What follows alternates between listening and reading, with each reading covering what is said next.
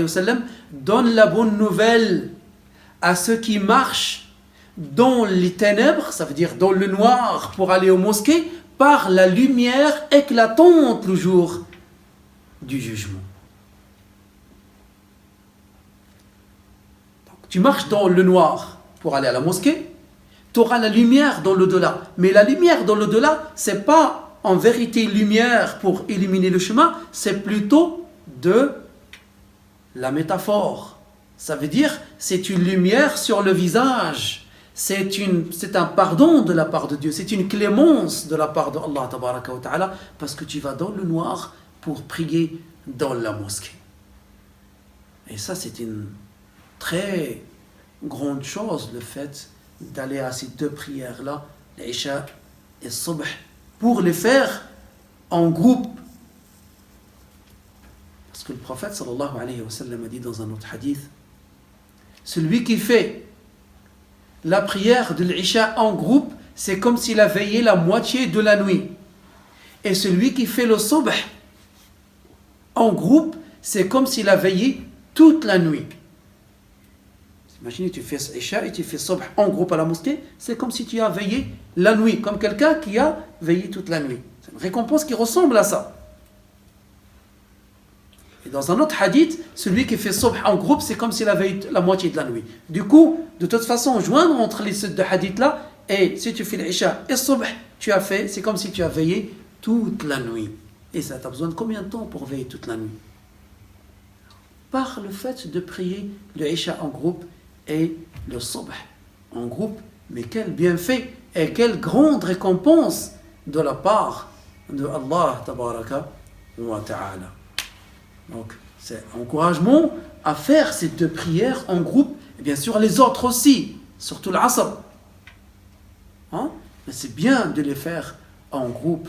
Et Abu Muslim Khawlani, c'est un grand saint qui a vécu au temps de Omar ibn al-Khattab radiyallahu anhu. Il venait d'un endroit qui s'appelait Daria, à la mosquée Amawite, à Damas, pour faire la prière de Subh. Vous savez combien la distance entre les deux? Il venait à pied, 10 km. Vous imaginez 10 km, combien de récompenses il a?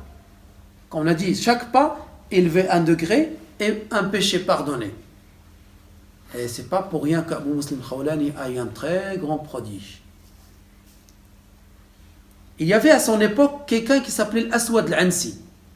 Aswad al-Ansi est quelqu'un qui a prétendu qu'il est prophète après le décès du prophète Muhammad sallallahu alayhi wa sallam. Il y en a plusieurs qui ont prétendu. C'est pas seulement Moussaïlim al-Kaddab qui était célèbre et qui a eu 40 000 mécréants qui l'ont suivi en croyant lui comme prophète. Mais d'autres. Alors Aswad al-Ansi a pris Abu Muslim Khawlani, il a dit, tu crois en moi comme prophète? Il a dit, j'écoute pas. Dans le sens, c'est pas que j'entends pas, dans le sens, pour mentir, c'est dans le sens, je t'écoute pas, je veux pas t'écouter. Tu crois en moi? Je t'écoute, j'entends pas. Alors il a allumé un très grand feu et il l'a jeté dedans. Un moment après, il est sorti tranquille. Il est sorti tranquille du feu. C'est un prodige pour lui. Ils l'ont remis dedans, il est sorti. Ils l'ont remis encore une troisième fois et il est sorti indemne, il l'a laissé tranquille. Il a eu peur de lui. Vous imaginez? Alors il a rencontré Sayyidina Omar. Il a dit, c'est toi Abu Muslim Khawlani? Il a dit, oui. Il a dit, alhamdulillah, qui m'a laissé vivre jusqu'à ce que j'ai vu quelqu'un de la communauté du prophète Muhammad sallallahu alayhi wa sallam qui a eu ce que Ibrahim al-Khalil, le prophète alayhi salam, a eu. Parce qu'Ibrahim aussi, on l'a jeté dans le feu. Mais il est sorti indemne, alayhi salatu wassalam.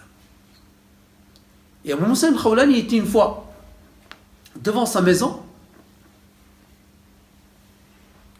en train de faire du dhikr avec sa subha.